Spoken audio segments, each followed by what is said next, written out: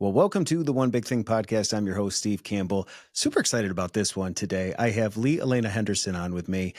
This is really a first conversation for us today because I've just admired her work from afar. Some of us, we veg out on social media. I'm a victim of that. I try to set Mhm. parameters and boundaries, but with 4 kids and life with my wife, sometimes social media is a safe space to kind of veg out. And recently I was going through my reels, and because of analytics and searches, they start recommending videos to you. And I saw this face popping up every 6 or 7 reels.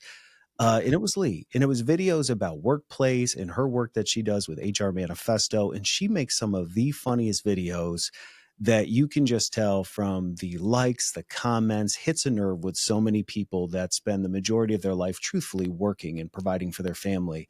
And we all deal with things that sometimes hit a nerve in the wrong way. We try to be good employees, but sometimes things just don't make sense. Sometimes you want to have conversation employees that you wish you could have, but you want to tote the line. You want to be full of grace. And then you're like, man, I wish I would have said that.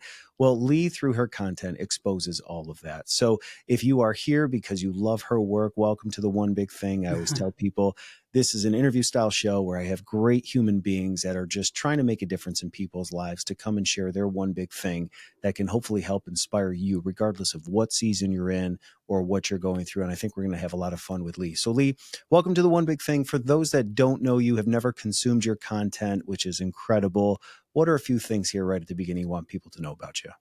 Yeah, well, first off, thank you so much. What a lovely introduction. It's great to be here. And I am so sorry that that algorithm was shooting you my videos every 6, 7 reels, like you said, but that algorithm, like, whew, boy, I live and die. So I'm glad that worked out. But yeah, I'm Leigh.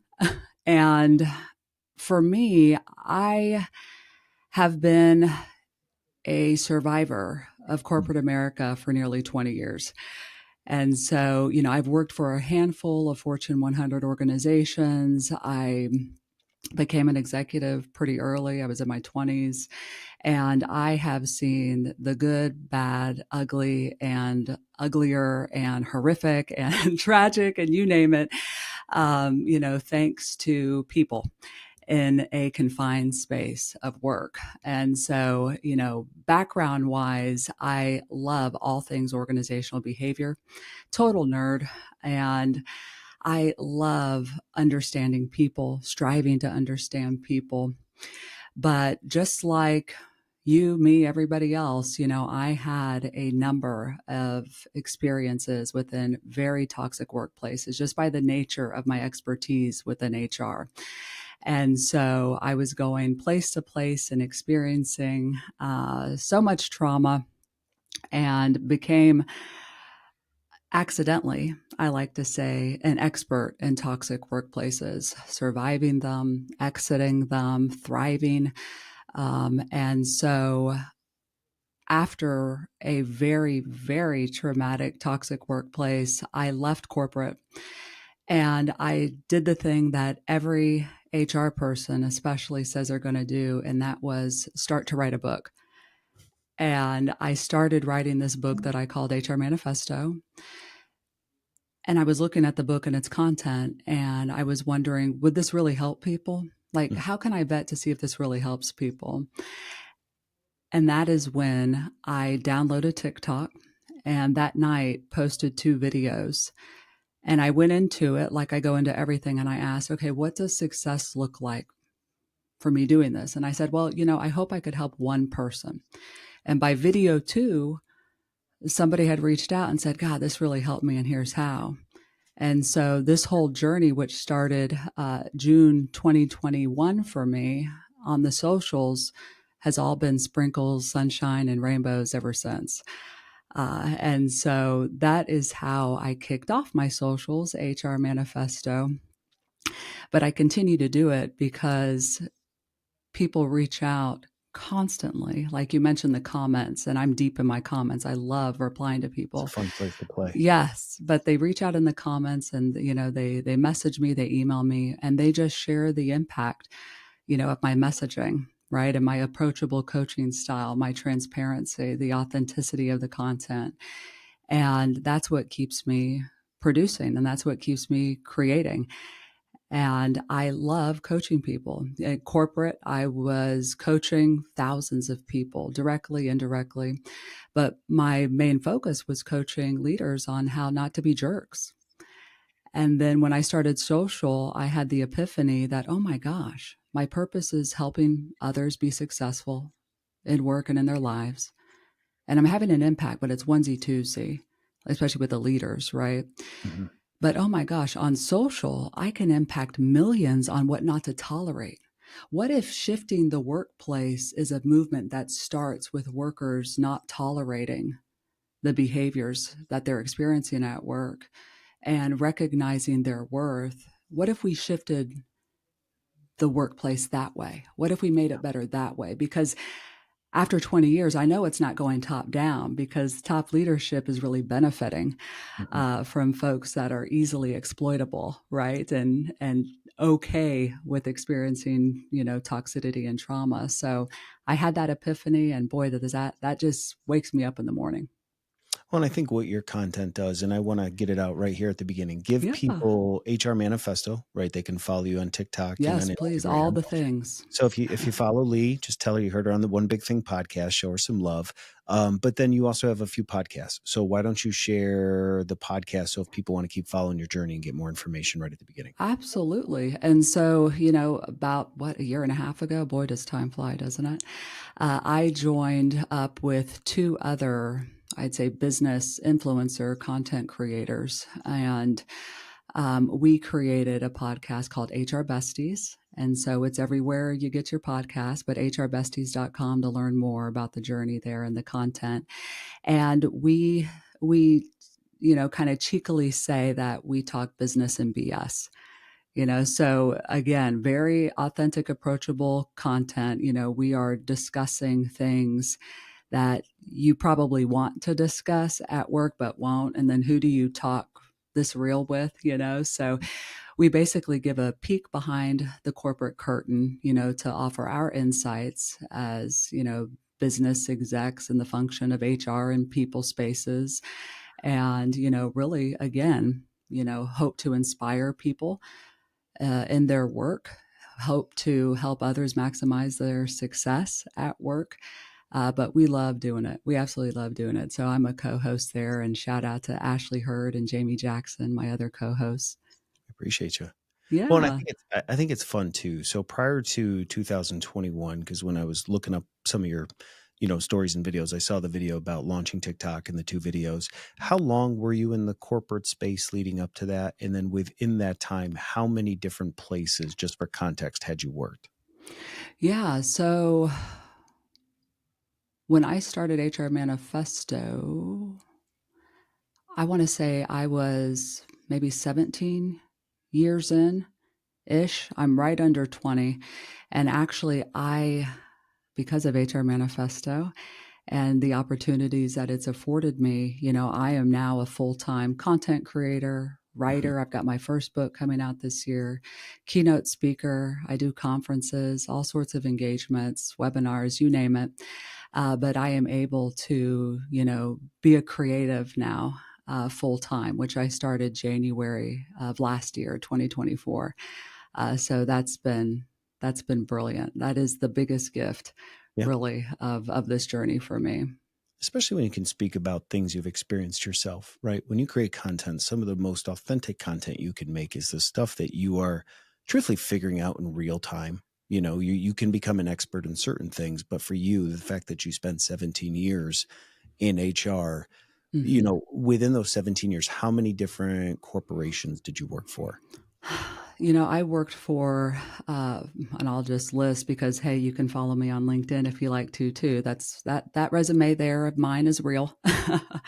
But Ford, Lockheed Martin, GE, Caterpillar, a Nestle startup. So small Um, businesses. just small businesses, very small businesses. But I had a lot of opportunities, many of which I was tapped for, which is always nice, right? You get that little tap on the shoulder. Hey, you're ready for this next big thing. And so that always felt good. That was rewarding. But I became known as someone that love puzzles and could fix things. And that's because I'm really high in strategy. I mean, that's my number one strength. And so I remember even being dubbed and nicknamed Miss Fix It, which means I was the person that was thrown in to reorgs, lots of M&A activity, acquisitions, joint ventures, startups, I mean, you name it, just like really messy spots that needed some structure, right? And so hence the the toxic experiences, are abundant Were because they in toxic? Were they toxic experiences in the majority of your places? Was it limited to a few? the majority. Yeah, So because that's whenever helpful you're for context too. That's kind of what I was alluding to, and I'll let you yeah, kind of keep running, right? The content you're creating is because you've experienced multiple places across multiple industries. And I think part of what I want to get into today, once we, kind of address your one big thing, is helping the individual realize when there actually is an issue that yes. isn't just them. Because I think we isolate, like, Mhm, why is my boss mhm, so hard on me? Or like, why is everything you spend 80% of your life building a career with people you work with, people you report to. And there's a difference between, like, you're not, if you're being honest, I'm not doing a good job, I'm not showing up, I'm not meeting my requirements, versus I'm doing everything I'm being asked to do and this is still a toxic environment. How do I know mhm, when in that mhm. decision tree I've done everything I can possibly do to address managers or whatever, that this is not okay, and when it's time to go?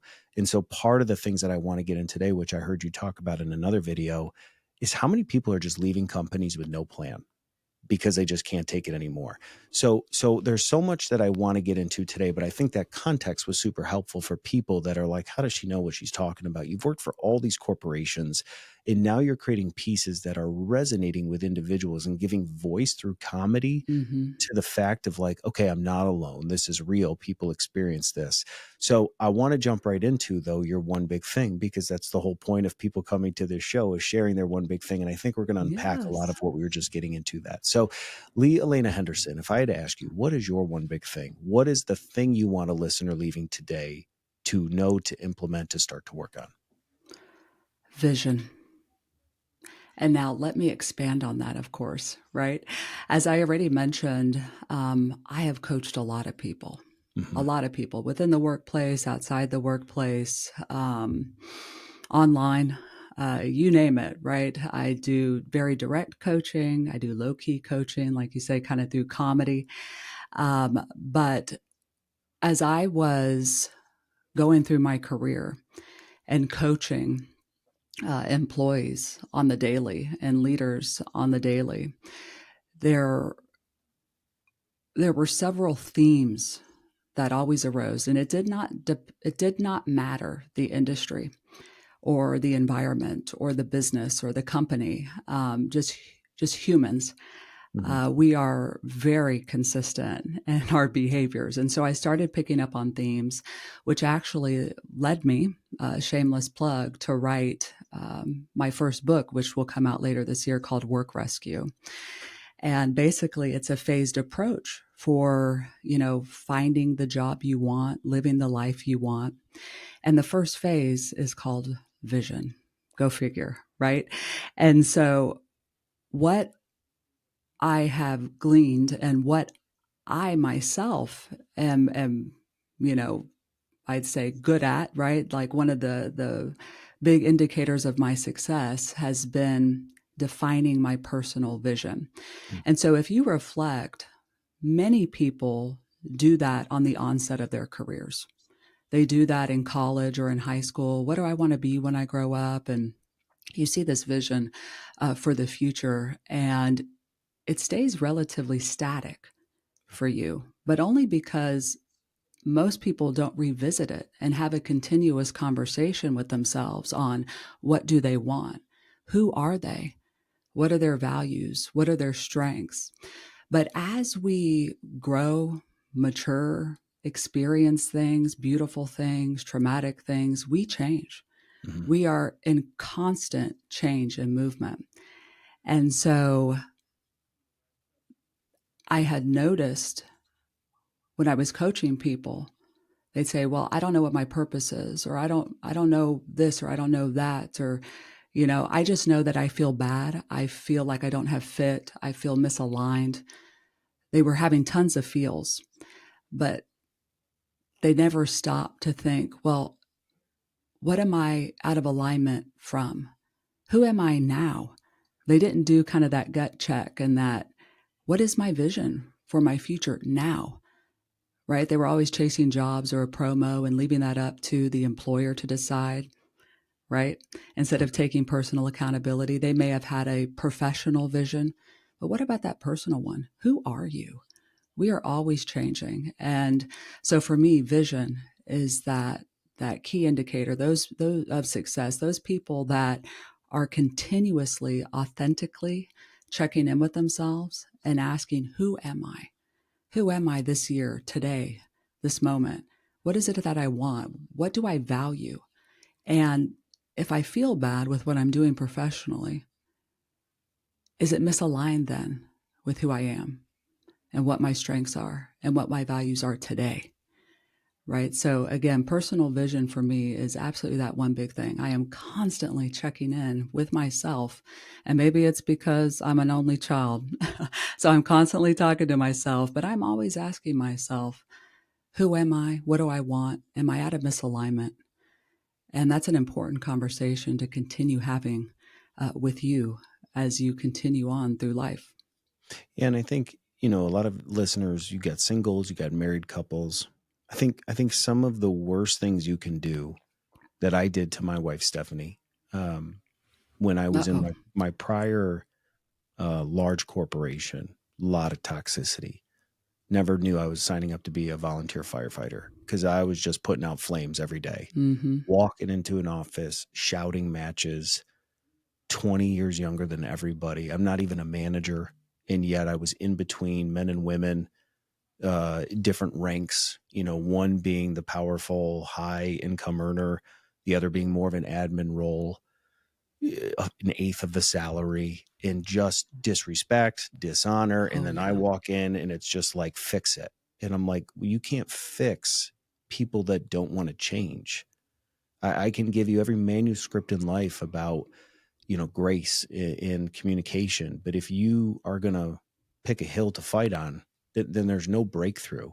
And what ended up happening was that wore on me so much that I would bring it home at night. And so, you're with your spouse and how was work today? And if you're not careful, every conversation is about the people that make your day miserable, to the point Mm-hmm. that it's not your spouse's job to carry the burden that you have to deal with every day. And so I think there's a lot of people out there that say, okay, if I take time in what limited time I do have to try to cast vision for myself, what I value, like, what do I do with that? Because I think there's a lot of people that feel stuck in their careers, stuck in their position, stuck wherever they are because they got kids. They have costs that they have to pay for. And the idea of leaving or moving or having a difficult conversation, we all desire change or more productivity, but the fear that sets in of like, what if it doesn't go well? What if I get let go? Mm-hmm. What if I, Mm-hmm. and your spouse is always the one who's like, you got to speak up. And it's like, okay, great. Yeah. And I'm going to lose my job tomorrow. So how do you coach or how do you consult if we had a listener that called and said, look, I recognize things in my day to day are not ideal. I don't feel respected. I feel like I'm doing a good job. It's all I know.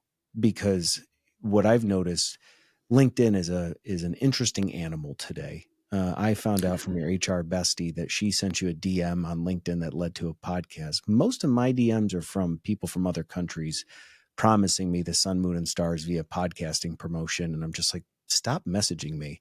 But LinkedIn is this funny, you can say whatever you want about yourself. And like, how do you validate that? Right. If I see your picture and I've never met you and it says executive vice president, senior manager of Exxon, like some company I've never heard of, everybody is using AI tools and proper language to show up. And it's just like, I just want to know, like, who loves people, who's really good at their job, and how can we run together in the right direction? And it's too confusing. And so when you look though at people's work history, it's all over the map.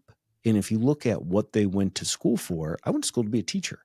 I would have never Oh. imagined in my wildest dreams I'd be doing what I do now and also creating, podcast material. This was never on the agenda. And I meet so many people today that over cups of coffee on the ball field, coaching my kids, whatever. It's like, what do you do for a living? And people tell you, and it's like, oh, did you go to school for that? And they're like, absolutely not. And I had this conversation with a guy who's a dear friend of mine. And as we were talking, he was like, I'm not happy, but I don't know what else I would do. Because I don't even know if what I've been doing is translatable. Like if someone really Mhm, asked me, what's mhm. a day to day look like for you? I don't even know if what I shared, someone would be like, I got to have that. Come work for me versus just like, am I just doing stuff? So you have this vision, right? You want to cast a vision, but like, what do you do with that if people feel like, where do I go if what I put on paper and then what's in front of me aren't matching? Like what's a good starting point in 2025? Where does somebody go with that? I heard like 20 questions in there, low key. Yeah, welcome to the I 150 podcast. This is kind of what we do. My questions can be Absolutely. 3 minutes, but they're very deep because I don't want it to just be an inquisition back and forth. I really want to help people, and I Yeah. think as listeners think. And so, if there's 20, pick whatever, however many you want. We'll I just roll. know, right? Well, gosh, I just would love to comment on the ridiculousness of LinkedIn. Go for First it. and It's a free foremost, oh space. my gosh. No, Hopefully, I you know what I'm know, talking but about. boy, there's a lot of fakeness, right? Big time. On LinkedIn. It's turned, like you said, it really kind of takes me A aback lot of some change days. change Uh, agents. I don't even know what a yes, change agent is, but apparently disruptors. they're everywhere. And I'm like, okay, well, what does that I even mean? If know. you ask them, they wouldn't I even know. know. And then that whole credibility thing, you go and you look at the profile and they've never even done what they're trying to sell you or preaching about, So like all things, buyer beware, Mhm. be careful out there.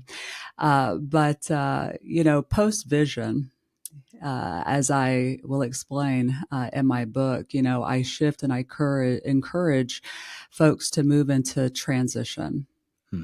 And transition is really all about action. And so if you are sitting in a role that you do not enjoy in a business that you believe is toxic, because toxicity is very subjective.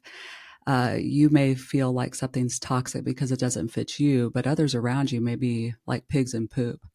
They love it, right? They're thriving. So it's a very personal experience and journey, very subjective, what you deem toxic and what's not working for you, and that's all that matters. But if you are in that position, and of course there's a lot on the line, we need insurance, we need bennies, we need support, we need money, all of those things, right? You start taking action, you start taking small action, but you start moving. And ways you can move and start taking action can be things like warming up your network again, joining external associations, meeting people, attending conferences, getting trained on something you've always wanted to get training on, skill development.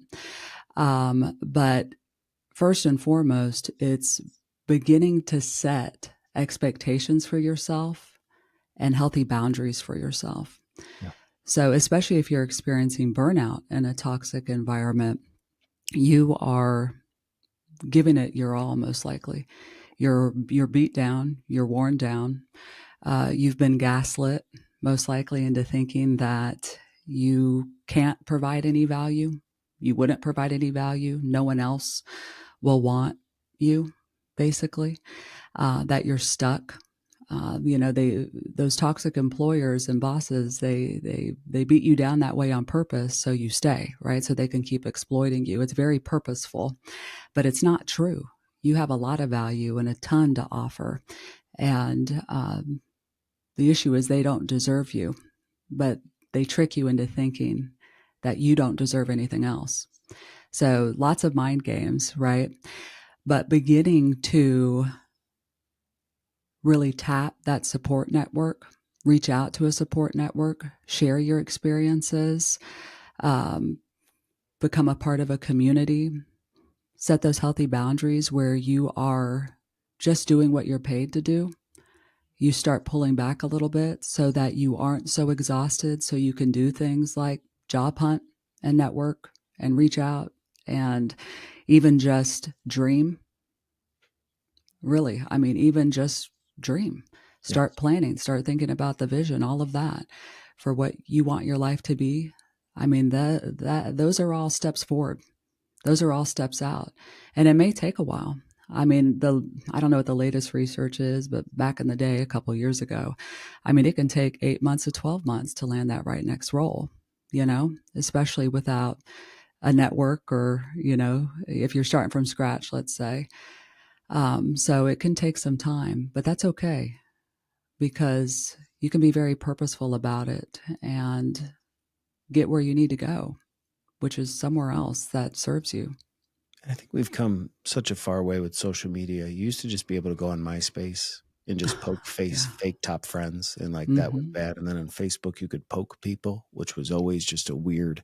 That was weird. That was odd for everybody. With LinkedIn, you got the open to networking, Hmm. open to hire sticker, which is Yeah. always kind of Yeah. strange to Open me. to work. Are you noticing from the work that you do, are people, so you got a listener not happy? They're not a pig swimming in poop, which I love that. Something's wrong. Are you noticing that maybe years ago people used to stay within the same industry because it's what they knew? A nurse would go from one hospital to the next trying to find a better culture. An engineer would stay with an engineering, an attorney with an attorney work. Are you finding that people are resetting, like in a way that maybe COVID changed everything for so many people? Just working remote. Now you can work for a company in California, live in Hmm. Florida. Like there's so much more ability to be transitory in your career in a way that my dad, who was a Lockheed Martin employee, IBM employee, 35 years, the same basic place, same Hmm. office, brick, couldn't imagine working from home. But now there's more, it seems like there's never been more opportunity. But are you noticing like people jumping from one field to another in a way that hasn't been experienced before, where they're just like totally doing something completely different? And if you have somebody that feels, I don't want to be a nurse anymore, or like, I don't want to do this, how do people even begin to figure out what they want to do? Hmm. To your point, COVID really changed everything. Mhm. Pre-COVID, I never, ever even heard of somebody quitting without another job lined up. Right. Post-COVID, countless of times have I heard that. People just getting so burnt out or frustrated that they just left altogether to figure it out. And I say, if you can do that, kudos to you. And in some of those circumstances, it's life or death. I mean, I've had a number of people reach out to me wanting to unalive themselves because of their experience at work, because it's real abuse. I mean, it is real abuse in some cases. And if you are listening to this and you're like, wow, I'm contemplating hurting myself, struggling in just the deepest of ways like that, grab your keys, grab your bag, get in your car and ghost them even. You don't owe them anything, but you do owe yourself, right? I mean, first and foremost, your health, your safety. But some people are in that dire a position with their employee experience. And so please, please, please put yourself and your safety first and foremost. So that's one theme that I'm seeing that I cannot, I mean, I never thought I would see people just quit and then go figure it out. Yep. So wow, I mean, and that just shows the shift of the workplace and and really the resilience of people, the determination of people, are shifting thoughts on work itself and its importance in our lives, right? I mean, there's just lots of things shifting and changing.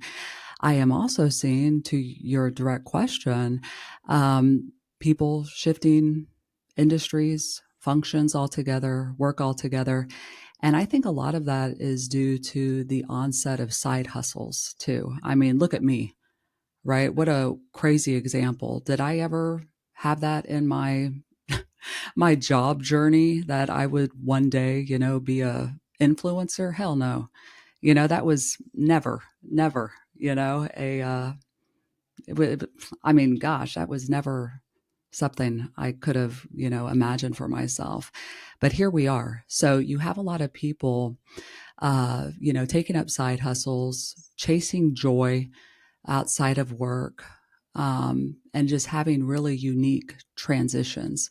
And then on the other hand, you have people that are also just so brave and so honest and so authentic with themselves to say, hey, this vision that I have for myself, the current one, nope, I need a pivot.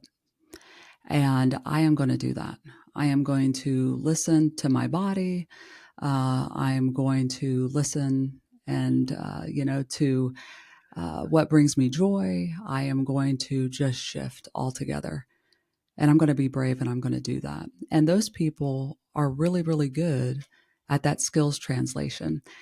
So you gave an example of someone there, a friend of yours or, whoever you were talking to saying, I don't, how do I even get another job? I don't even know, like, basically how I would translate my skills into something else, or, no one's hiring for what I'm doing now. Yes, they are. They are. Trust me. And that's where that vision audit comes in handy. What do you value? What are your strengths? What are you good at? Right? All of those things, checking in with yourself, because you can sell anything to anyone. You really, really can. And Mhm. you can determine for yourself, okay, what are the things I do that I enjoy? What am I known for at work? Why is everybody coming to me? What do they come to me for? Oh, it's X. Oh, okay. Well, I enjoy doing X. Maybe I want to do more X. Can I get a certificate in X? Can I get more experiences in X? What jobs use X a lot? Right. I mean, it's kind of making all of those connections for yourself. But the people that have changed jobs and industries and you name it, locations, whatever the change, they're really good at being able to translate those skills into something else. And skills, they are yours to keep. And so very powerful. It sounds like you're talking about too, finding ways to create space to even think before you just go to the next thing. Because I wonder if people that are in survival mode are literally just trying to clock Yes. out, get out, and not think. And so you're trying to create space. I guess one question, I don't even know if there's an answer to this. How do you how do you know what you're worth monetarily? When you start careers, you take jobs and you get paid a salary. And if you stay there and you keep moving up, the salary, hopefully there's through promotions and things. But if you're doing more than what you originally hired to do, what is a good way that if you were going to go seek something else, like how does somebody know I've acquired all these skills by just that were never asked of me? I've learned how to do it. I get paid 50, $60,000, but I think I'm worth more. If they had an opportunity to connect with somebody at a conference and was offered an opportunity, is there a mechanism, an evaluation for yourself? Are there databases or something that somebody says, I don't want to be like unrealistic and moonshot and like I'm making 50 and I think I'm worth 250. But like if you did get a chance to reset and found a great company that said, Leigh, what's it going to cost to bring you here? Like how could somebody know what has all this experience Hmm. led me to? Like what am I actually worth to an employer?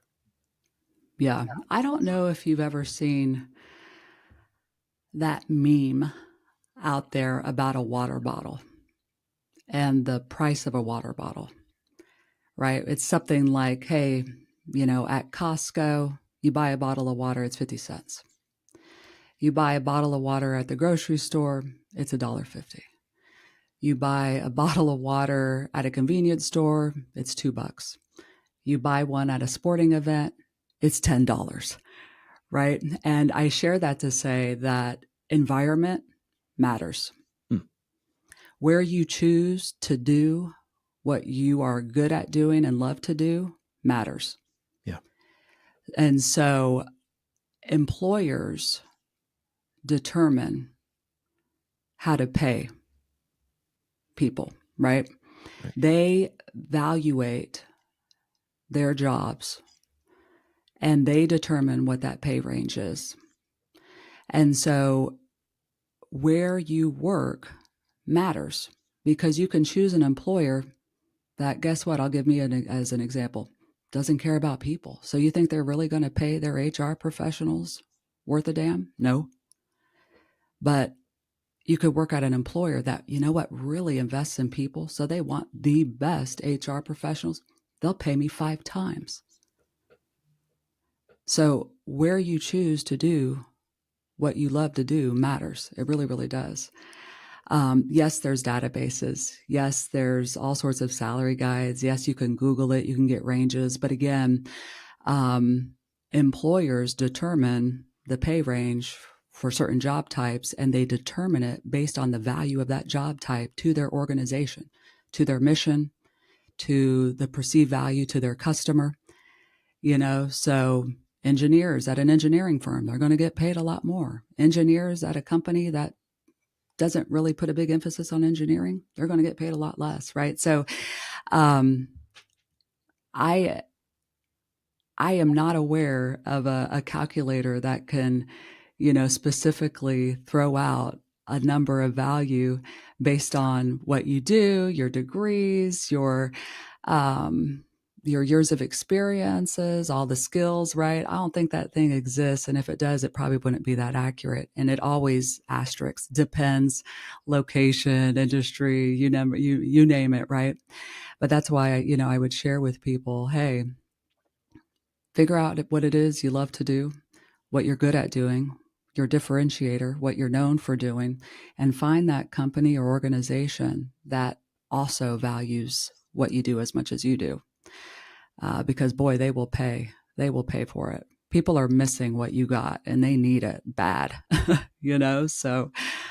Well, and how do you also help a listener? They said, wow, I needed this episode more than I thought, because I thought I was alone in my struggle. I'd never heard of Leigh. Now I'm checking out our content and I realized, boy, something's wrong. Is there a list of questions or anything to provide listeners that they start to warm back up to the networking and, reaching out to individuals via text? Hey, I'm thinking about a change. Do you know of anything? Now you're in front of company Y. Mm-hmm. Where you are stinks. Company Y starts touting culture and it feels good. But it's almost like flirting when you're not happy in your marriage. Anything seems better. Mm-hmm. That's a terrible analogy. But the idea is how do you also see through to what's authentic? Because you could sit with any company that wants to sell you on being there. But are there questions people could be asking a company or due diligence that they can do to make sure that what is being presented is actually authentic and that is what work is like?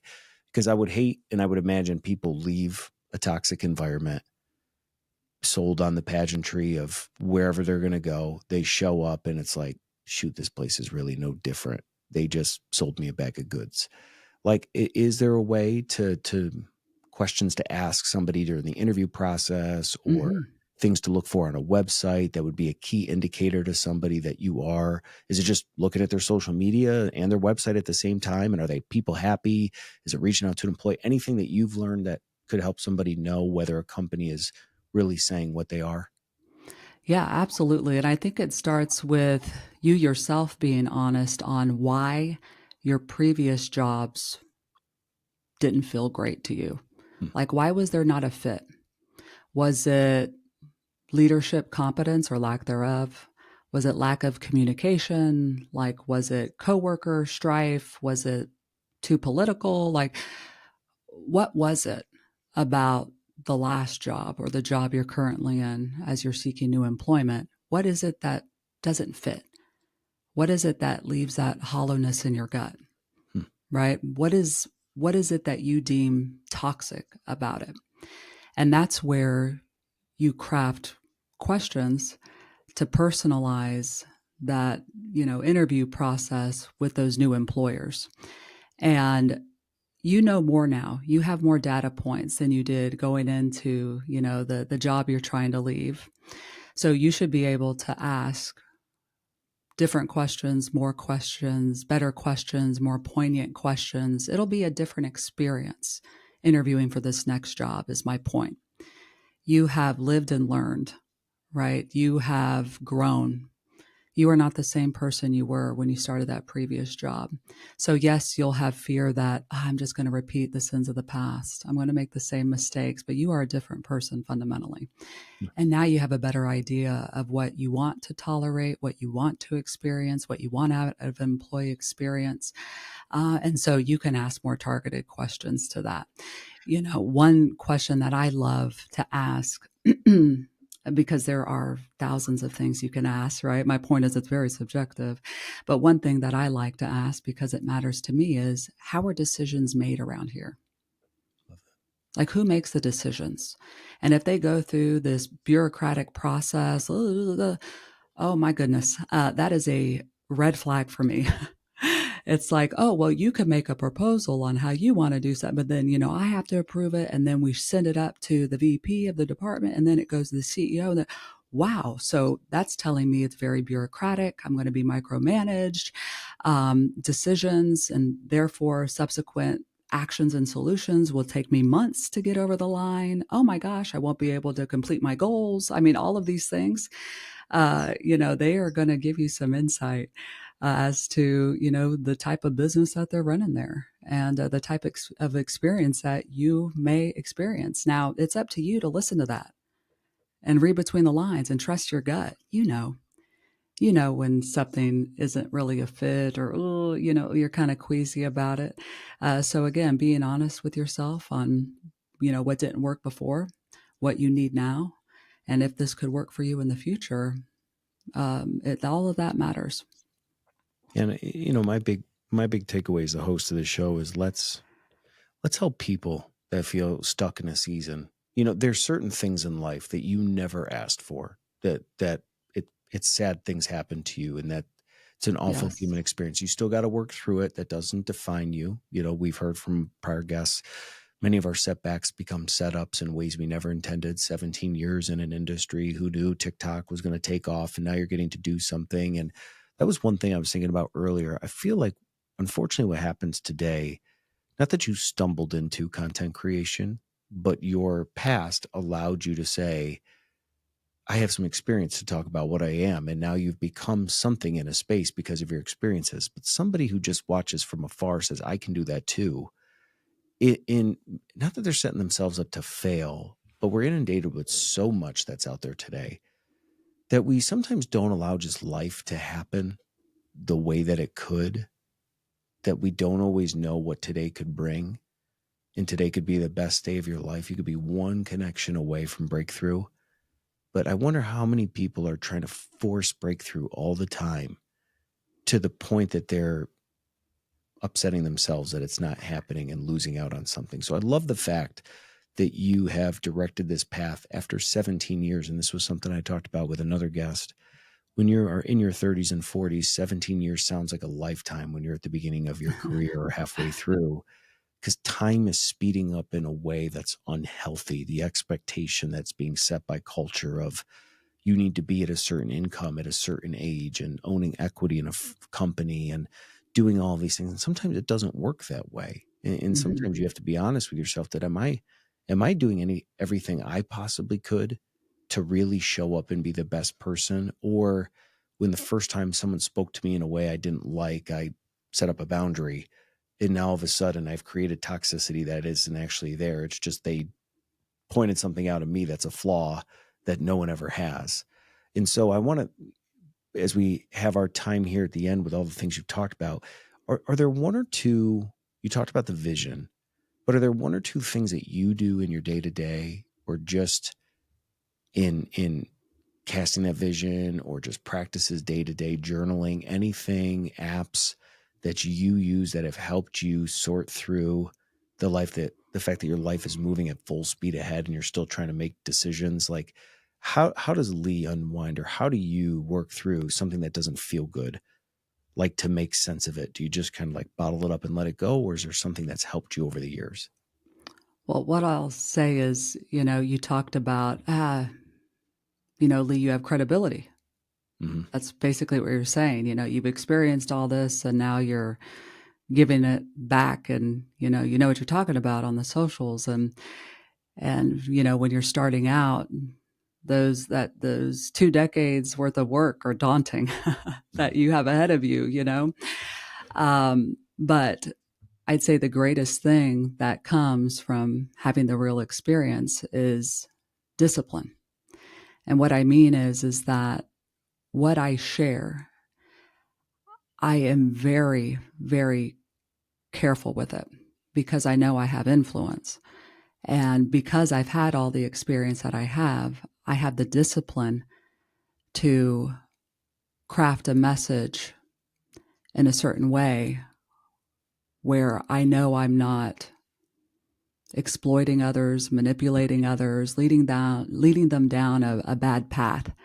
And if I didn't have those 2 decades, I could be a creator with a big platform that ruins lives, which there are out there.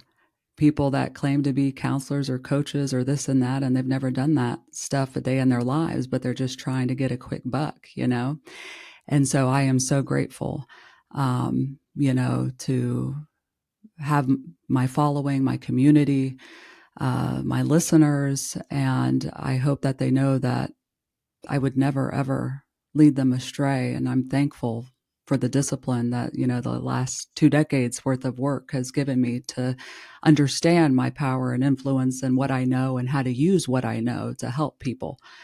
And so that's the beautiful thing about experience. And if you're working towards something big yourself or your early career, and just know, I just wish for you, to be at this place where you can reflect and be like, gosh, I earned all of that and I did all that. And now I can credibly look someone in the eyes and share and really, focus on helping them because I know where I've come from and that, hey, I've got a message to share.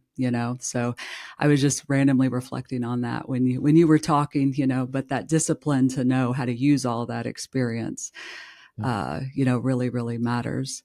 I'd say, just a couple of things besides maybe discipline. Hey, there's a good message there, right? Yeah. Being well intended. Just a couple things for me is that I have a growth mindset big time. I mean, big time. I have changed jobs so many times. I love change. I'm one of those freaks that just adores change and the volatility of change, which is very rare because humans thrive on familiarity and comfort through familiarity. And people hate change, right? But I'm just one of those weirdos that has always embraced it because my ego doesn't need for me to know everything on day one. I relish in the fact that I don't know crap the first day on a job. I love that. I love being a blank slate. I love learning. That's that growth mindset. I think, anything can be changed or affected by my influence on it. At work, I can change policies. I could do this. I can learn everything. I can develop. I can grow. I love that. I love to fail because failure to me is just learning. So that growth mindset, that hunger for learning, those are things that keep me. Those are things that keep me going. And I think a big part of my, success professionally and what I'm doing now, just that hunger to know more, learn more, discover the curiosity, all of those. I ask a lot of questions and I don't do it to be annoying. Right. I do it really to seek to understand, because that means a lot to me, understanding. It really does. So, Well, and this has been great because you see somebody like you, and I love how intimately connected you want to be to people to really help. You've obviously created a platform that initially draws people in through humor, and if this has happened to you, but I didn't get because we haven't spoken before the fact that you genuinely care about people's well being, oh, and well, to me, I think recognizing authenticity and truth when you're scrolling on Instagram, it's like I see a reel of you, and then the next one is some business guy in some well lit studio and talking about how he lives 3 days in one day compared to us, and you got to live from like midnight till 3 and then 3 to 9, and you're like, dude, my daughter, one of my girls walked in at 4 a.m. and woke me up, and I'm not gonna have a lot of energy today. Now you're saying that I Yeah. should be doing cold plunges and, making more money the 10 times X. And it's just like, there's just people that are trying to survive. And so some of the content that's out there today Mhm. just really isn't helpful. No. I'm sure that content creator feels like I am crushing it. This content about how much money I make and all these businesses and side hustles is great. And then somebody's just like, what do I do with all of this? Because it makes me feel worse, feeling Mhm. like, is this what everybody has the capacity to do when I just feel like I don't even know where I'm going with my life, which creates depression and anxiety. So I love the fact that here's my challenge to listeners of this show. Go follow Lee's content. Subscribe to her channels. Get in touch with her. If you got questions, connect with her because I can tell that you care and you have so much experience that you want to share with people that feel like at the end of the day, I don't feel like it's people that are being malicious or evil. They're people that just want a fair shot at being human. And what's hard is when you have authority figures that tell you who you are and what you're worth Mhm. in a Mhm. way that you believe a lie or feel stuck. What would it look like to empower one of you listening to this to reset the course for your life because your spouse, your kids depend on you? And you can't be a shell of yourself till the day you die. You only get one shot at this thing. Mhm. And so there's a difference between being fake and flaky and just jumping at the first sign of discomfort. And then there's another, you've been doing all the right things and something still feels broken. You might be onto something. So, Lee, thank you for being my guest on the One Big Thing. We will Oh, definitely put thank your you. contact information. Real quick, when's the book come out? Gosh, later this year. I don't have a date, but, Hey, sometime in the future. When it yes, comes the out, future. we'll have a link because podcasts are evergreen content. So we'll make sure you got a link to the book. Yeah. And if you follow Lee, let her know where you came from. If you follow the One Big Thing, I'd love her to get some fan support. But thanks for being my guest on the show. It's been a lot of fun. Oh, thank you so much for having me.